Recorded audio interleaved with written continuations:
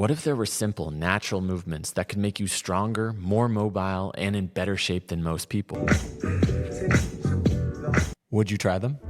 Most likely, humans have been inspired by how animals move for thousands of years. Practices like jujitsu, capoeira, kung fu, wrestling use these movements to create well-conditioned, functional bodies. I personally find these movements balance out my strength training with keeping me athletic and mobile. I recorded 2 of my sessions, and you'll see how training on grass versus cement will change the style of the animal moves. These first 6 movements are good for anyone to get started with to build your base. The additional movements are how I build this into a full workout for myself. Want to get stronger, leaner, and more flexible? Start here.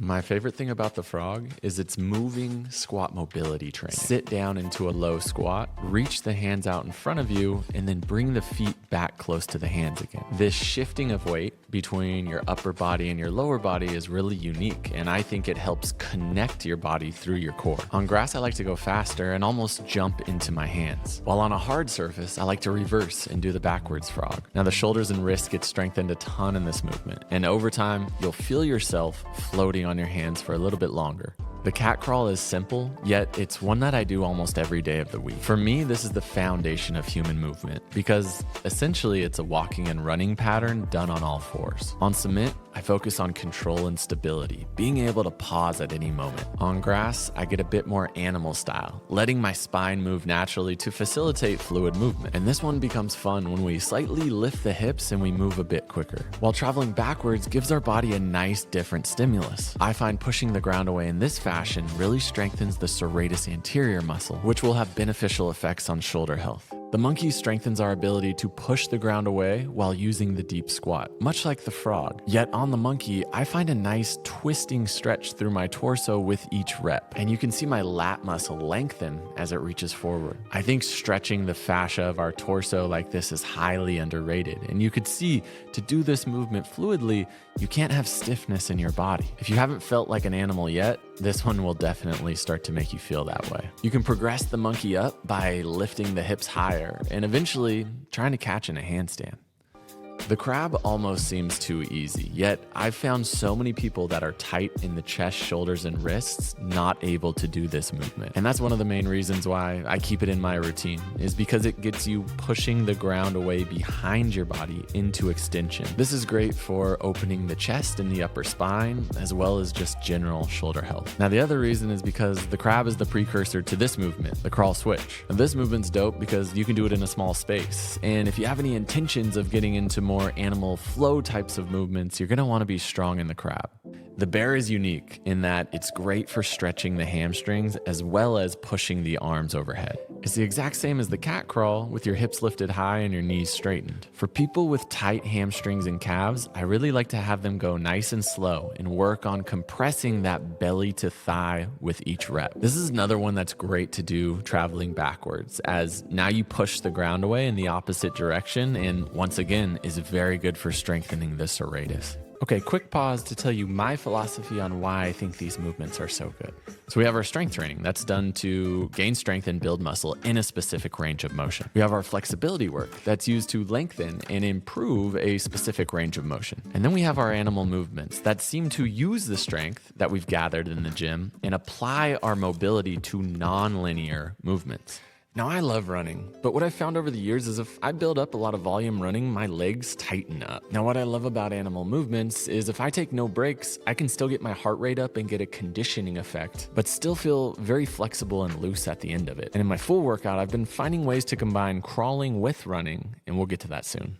The duck trains our ability to walk low to the ground. And this will probably be the hardest of the basic movements because it's a range of motion that not a lot of us train. Trevor put it great when he said the duck walk is challenging because you're asking your knees and your toes to support your whole body weight. But if you get really strong here, you'll probably never have to worry about injuring your lower body with a normal exercise or activity. There's a lot of gym exercises that you can use for your knees, but this has been the main movement that's made my knees feel like they're bulletproof. Don't be scared off by this one. You can get started by treating this like walking from a squat position. Over time, you can stay a little bit lower. And a great place to start keeping that knee fully bent is just to use some assistance from your hands while you travel forward. I used this method relearning these after an ankle injury, and it came back very quickly. As we become stronger, we push the front knee further forward, putting the back hip into a big stretch, looking more and more like an ATG split squat.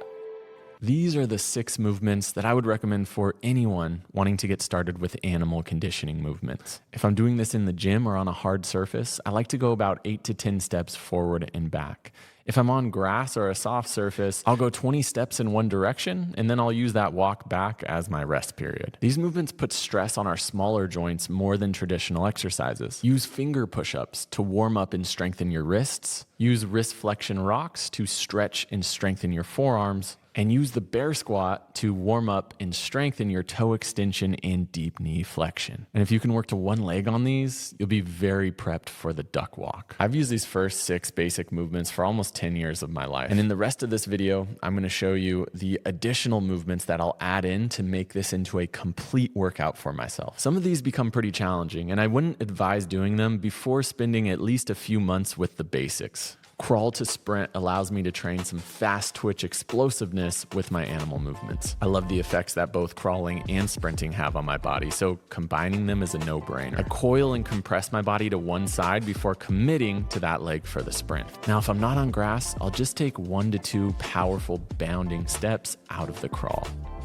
Frog hops result in more knee and feet conditioning with a plyometric quality. Your lower body will become very resilient if you're able to handle these small amounts of impact through your knees. But we can also prioritize power by taking one smaller jump and then plyoing into a bigger, longer jump. And if I'm on a hard surface, I like to plyo into a high jump. The juice lies in connecting these jumps quickly to create power on your second jump. If you guys are enjoying these movements and you want to get more involved, I have a whole 8-week program called the Human Animal Method. We use movements like these along with many others so you develop a new way of training your body. We also utilize basic calisthenics and sandbag work to supplement our movement. I'm going to give the viewers of this video a 25% discount. Use the coupon code ANIMAL. First link in description. The diving ape helps me work on that plyometric quality for my upper body. Reach your arms further away than the traditional monkey, so you have to jump to your hands. Obviously, this can be easier on grass with a softer surface, but you can still do a version of it on harder ground. I like to start from standing and lean just further than what's comfortable onto my hands. I find pigeon walks outstanding for strengthening and mobilizing the outer hip. Now, this is one I definitely only do on grass. And if you look, I'm essentially moving through the 90-90 position on each side. And I use my arms and torso rotation to create locomotion moving forward. This will also really challenge the ankle's ability to roll to the outside or invert. And trust me, after these, your hips are gonna be feeling super open. If I'm not on grass, I like to replace these with a simple horse walk. I try to keep my knees low and wide as I move forward. The horse stance looks like this, and the goal is as you travel forward to keep your hips low. Just made a video about how horse stance can counter the effects of sitting, and I think walking in the horse stance is another variation that can have powerful effects on your hips. I view lizard walks as developing a more functional style of push-up strength. You can also start to make these a bit more plyometric-y by pushing the ground away and almost bouncing into your next lunge. But you can also make these more static and slow, keeping your chest and hips low to the ground. These will definitely start to expose your shoulder strength and your ability to use your spine and hip mobility. The skipping ape develops a functional style of single arm and single leg strength. You're essentially moving through a pistol squat with each step while using the support of one arm at a time. This is the natural way a lot of us will stand up from the ground. I think becoming really strong in this pattern means you'll never have issues with maneuvering low to play with kids or do gardening. Once you get a good understanding of these movements, one of the funnest things you can do is try to improvise them moving back and forth. See if you can run through as many of the movements you've practiced as you can, and even be open to developing some new ones that you haven't done. I often use the first 6 basic movements as a warm-up for strength training, running, or mobility work. And it can seriously take as little as 5 to 10 minutes. Once or twice a week, I'll use the additional movements and build it into a full workout that takes around 45 minutes. Are you guys using animal movements in your routine? Comment below, let me know. The cool thing is, you don't need much more than a patch of grass or cement to get started. If you want me to guide you through one of these sessions, check out this follow along here.